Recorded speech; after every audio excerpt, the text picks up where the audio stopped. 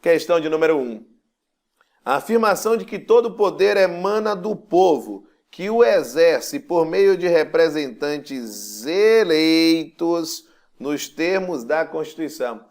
Eu gostaria de chamar a atenção que a CESP aqui, ela fez uma grande maldade, porque ela não trouxe o princípio como um todo. Em verdade, qual é a linha que todo poder emana do povo, que o exerce por meio de representantes eleitos ou diretamente nos termos da Constituição? Nós estamos aqui na descrição de um princípio, que é o princípio democrático. Só que veja que o foco foi nos representantes eleitos. Então aqui eu estou descrevendo um tipo específico da democracia, que é a democracia indireta. Essa democracia indireta, ela também pode ser chamada de democracia representativa. Então, automaticamente, quando eu cito esses pontos, isso surge uma base principiológica, que é o princípio representativo, que quer dizer que existem intermediários entre a tomada de decisões e o povo. Esses intermediários são justamente os representantes do povo. Então, qual é a linha de raciocínio que você tem aqui? A linha de raciocínio é justamente a seguinte, que o povo escolhe o representante, mas é o representante o responsável por tomar a decisão. Então, toda atenção, nós estamos, portanto, diante do princípio representativo. Toda atenção para este cenário aqui disposto. Beleza, galera? Vamos lá, próxima questão, vamos nessa! Questão de número 2.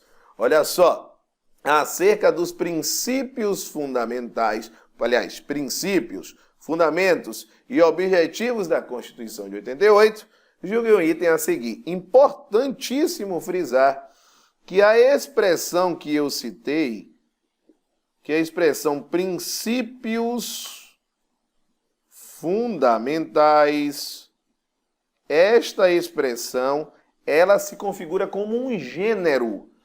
Esses princípios fundamentais, eles estão extraídos do artigo 1º ao artigo 4º da Constituição Federal de 1988. Então, todas as vezes que nós falarmos, não pode esquecer disso, de fundamentos, automaticamente esses fundamentos têm relação direta com os princípios fundamentais.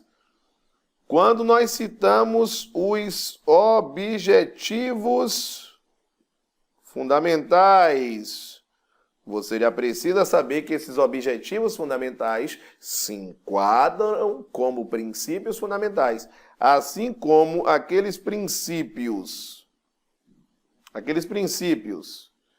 que regem o Brasil nas relações internacionais, também são considerados como princípios fundamentais. Então, tanto fundamentos, quanto objetivos fundamentais, quanto os princípios que regem o Brasil nas relações internacionais são espécies de um gênero, princípios fundamentais. Toda atenção, vamos lá. Então, a soberania ela se enquadra como um fundamento, porque a soberania está no artigo 1º da Constituição, no seu inciso 1. É a ideia do sócio diva plur. Soberania, cidadania, dignidade da pessoa humana, valores sociais do trabalho e da livre iniciativa e o pluralismo político.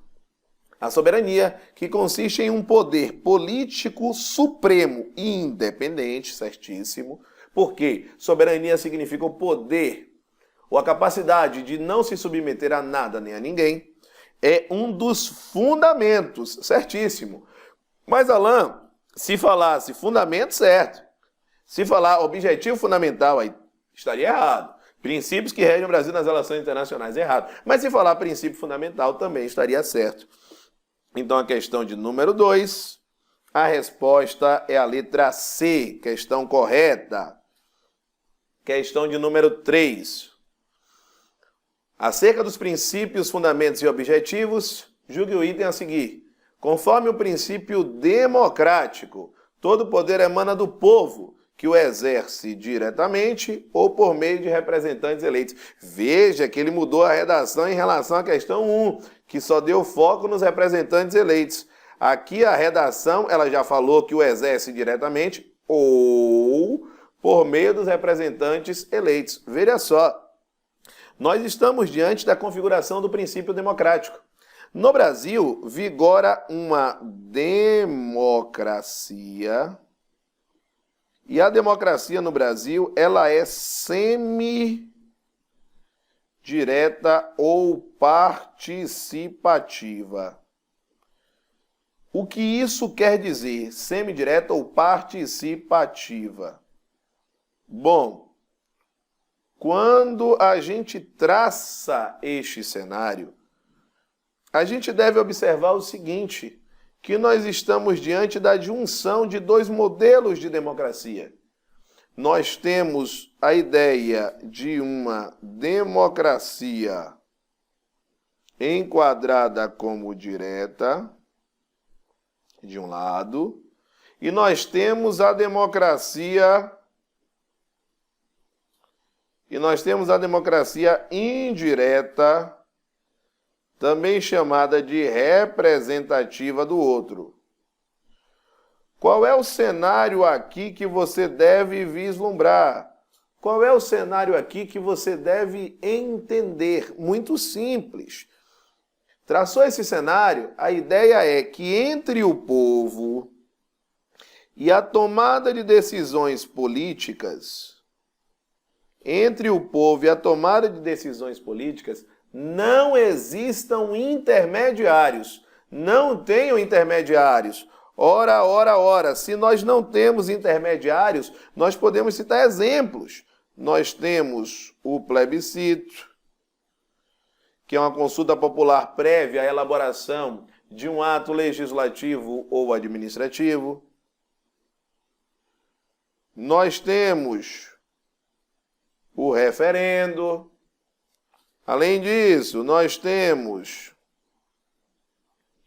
a iniciativa popular.